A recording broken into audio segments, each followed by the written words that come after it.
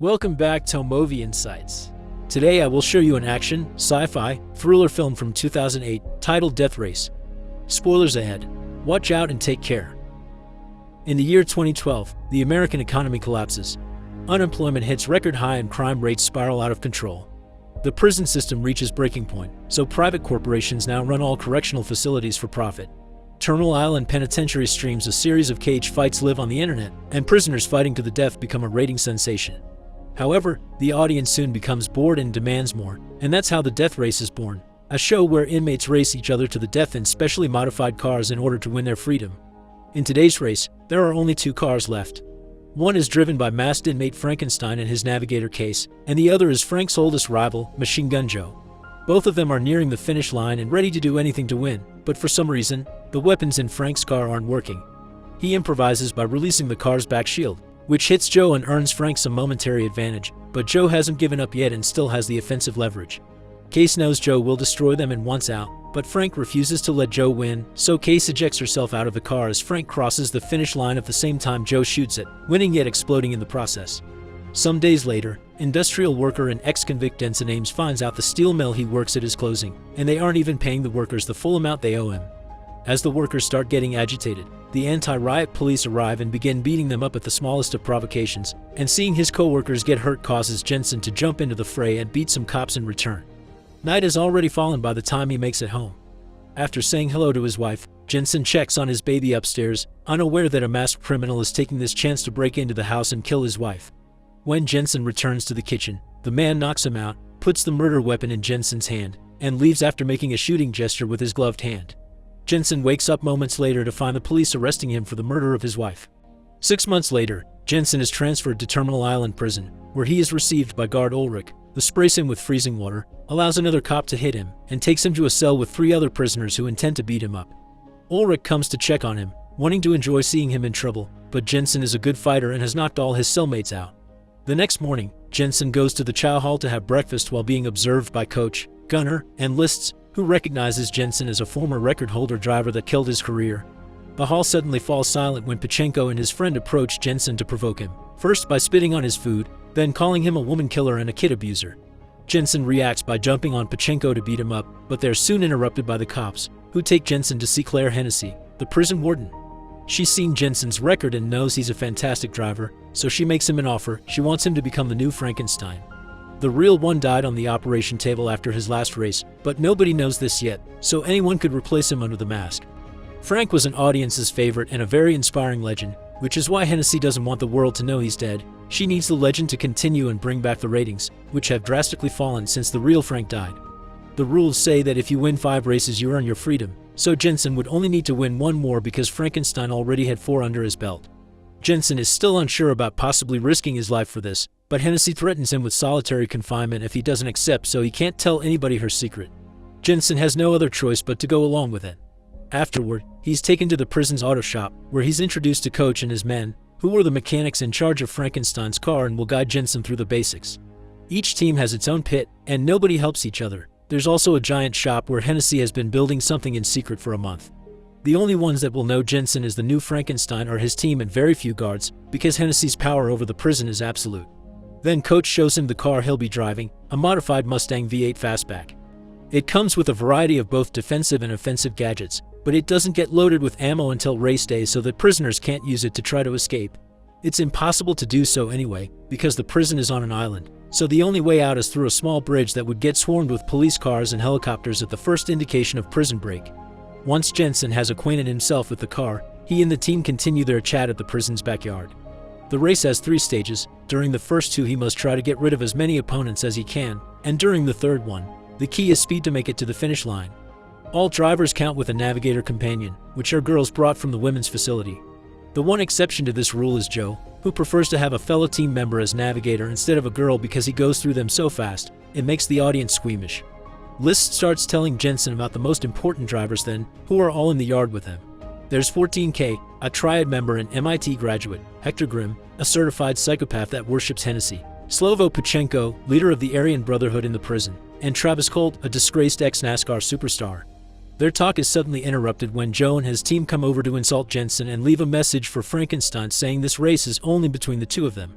At the moment, A van brings back some inmates that have been doing work detail, and Jensen notices something peculiar on their wrists. They have GPS tracking bracelets, and seeing them makes him realize the man that killed his wife was wearing one as well. When the day for the first race stage finally comes, Jensen is given Frank's clothes, mask, and even his ring to wear, and his mere presence brings back all the viewers the show had lost.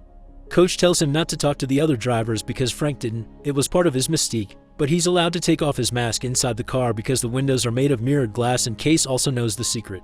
While getting ready, Jensen asks her what she's in prison for, and she admits having killed a cop for being a bad husband to her. The race starts a moment later, and since weapons don't activate until the second of 3 laps, the beginning isn't very violent, although the drivers still try to push each other off the track. Thanks to Case's knowledge of the area, it's easy for Jensen to go head-to-head with Joe at the very front, managing to pass him into first place when Case points out a shortcut he can take. It's then that Hennessy turns on the shield and weapons, which are manholes on the ground that a driver needs to go over with all 4 wheels to activate their car gadgets. Soon there is open fire on the track, and when Hennessy activates the dev heads too, Grim kills a minor driver by pushing his car against it. He also causes Joe to fall behind after shooting oil at his car, but he loses the race when 14K pushes him off track with a missile and Joe runs him over. Meanwhile, Jensen manages to activate the weapons, but the machine gun gets stuck, so Case gets on the hood of the car to fix it, causing the others to concentrate their bullets on her. Jensen's skills allow him to dodge them all though, and Case returns safely to the passenger seat afterward. Jensen steals a defense manhole from Colt, but as it happened to Frank, none of his defense systems will work, and the rear shield won't survive much longer. Luckily, Jensen thinks of a plan on the spot. He makes Case unhook the napalm and sit on his lap, so he can launch her chair with the napalm on it. It's Colt's car that gets hit, and now that it's covered with napalm, Case throws the car's lighter at it, lighting it on fire and getting him off the race. With Colt gone, Jensen goes head-to-head with Joe again, but he is suddenly distracted by Pachenko, who makes the same hand gesture the man that killed his wife made at him before leaving. Joe takes advantage of this and pushes Jensen's car back, causing him to come last while Pachenko gets first place. 3 drivers are dead, and 6 remain for the second stage. After the race, Coach and his men check the car and notice the gadgets are working properly, so it doesn't explain why they wouldn't activate when they had to. Jensen goes to see Hennessy to tell her he won't race anymore because he knows Pachenko killed his wife and all this has been a setup to frame him so she could get a new driver to replace Frankenstein. She doesn't admit to it, but she does show him a picture of his daughter in the foster home she's gone to, reminding Jensen that he should play along if he wants to see his daughter again. Not being able to do anything about it, Jensen goes back to the yard, where he chats with Coach and asks him why he doesn't wear a number. Coach explains he is technically not a prisoner anymore. He qualified for parole 3 years ago, but he couldn't bring himself to cross the gate. The world had changed too much, and he preferred the familiarity of the races. He also doesn't believe Jensen killed his wife. Later in the evening, while working on the car, Jensen sees Pachenko passing by and decides to follow him to his pit, where he gets captured by Pachenko's team. He punches Jensen a couple of times before grabbing a heavy tool to smash his head, not caring if he has Hennessy's protection, but he's stopped by Lists, who stabs him on his back with a pan. Jensen takes advantage of the distraction to grab a metal shard from the ground and stab his captor. Then he knocks him and his friend out before going after Pachenko. He punches him, throws him around, and hits him with various boxes until Pachenko admits Hennessy made him kill his wife and Ulrich was the one to take him there. When Jensen gets ready to kill him in revenge, Ulrich shows up with another guard and stops the fight. The next day, right before the second stage of the race begins, Pachenko teases Jensen by making the same hand gesture at him. However, Jensen doesn't fall for the provocation. In fact, he starts driving slowly on purpose and takes a tunnel so he can talk to Case in private. He wonders if she killed Frank because he finds it suspicious that the car's gadgets malfunction 2 races in a row, and he threatens her to expel her off the car if she doesn't answer. Case admits having sabotaged Frank's rear weapons because Hennessy would reward her with her freedom. The goal was never to kill Frank though. That was an accident caused by him still trying to win with no weapons. Hennessy's goal was to make him lose to keep him in prison, racing for the public. Now that he has his answer, Jensen speeds up and easily slides back into the race, ignoring Joe for now. His objective this time is Pachenko. After the two of them unsuccessfully try to push each other off the track, Jensen drives ahead and takes the weapons manhole instead of defense. This confuses everyone because the weapons are at the front of the car, so Jensen surprises them by suddenly turning the car around and opening fire on Pachenko while driving backward. After he's damaged the other car enough, he turns around again and hits the smoke, causing Pachenko to crash against a concrete barrier. Then Jensen stops his car and gets out to approach Pachenko and break his neck as revenge for his killing his wife. Between this and Joe deciding to change his navigator in the middle of the race, Hennessy decides it's the right moment to release the thing she's been building all this time, a multi-weapon tanker truck called Dreadnought. This truck is incredibly powerful and quickly catches up with the drivers, immediately killing two minor competitors. Since it belongs to the warden, it also has the benefit of being allowed inside the buildings, which lets it take a shortcut and appear at the front of the race.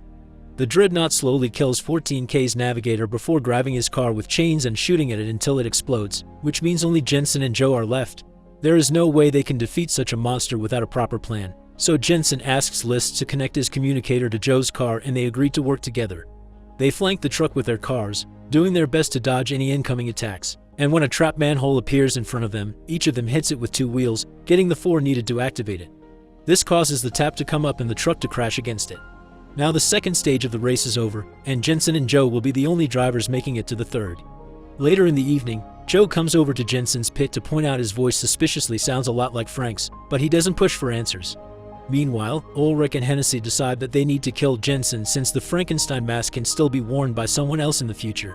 The following day, before the race starts, Ulrich puts a bomb under Jensen's car while Hennessy distracts everyone with a speech about racing being their life's purpose.